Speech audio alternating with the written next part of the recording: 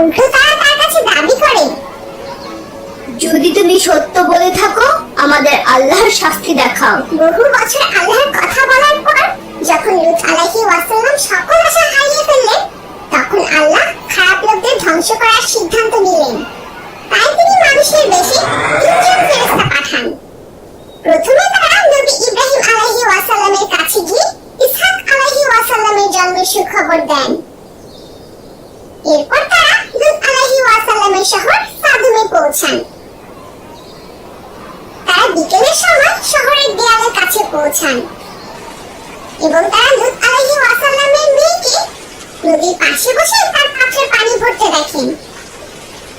যখন মেয়েটি উপরে তাকালেন এবং তাদেরকে দেখলেন, তখন পৃথিবীর সব থেকে সুন্দর লোকদের দেখে তিনি অবাক হয়ে গেলেন। 3 জন ফেরেশতার মাঝে একজন তাকে জিজ্ঞেস করলেন, এখানে কি বিশ্রামের জায়গা আছে?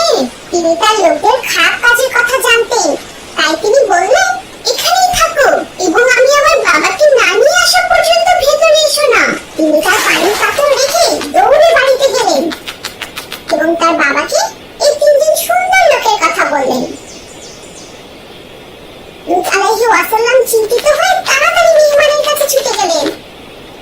তিনি কি ফেরেশতাদের চিনতে পেরেছিলেন? না, তিনি তাদের চিনতে পারেননি। তিনি তাদেরকে দেখে তার শহর পার করে যাওয়া মুসাফির ভেবেছিলেন। তিনি তাদেরকে জিজ্ঞেস করলেন যে তারা কোথা থেকে এসেছে এবং কোথায় যাবে। তারা প্রশ্নের কোনো জবাব দেয়নি। এর পরিবর্তে তারা জিজ্ঞেস করে যে তিনি তাদের আপ্যায়ন করতে পারবেন কিনা।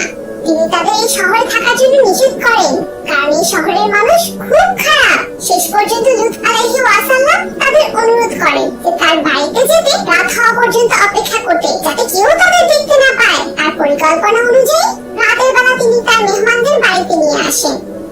ফেরেশতারা তাকে বলেন যে তারা নবীর জন্য গুরুত্বপূর্ণ খবর নিয়ে এসেছে, কিন্তু নবী বলেন যে তিনি তাদের চিনেন না।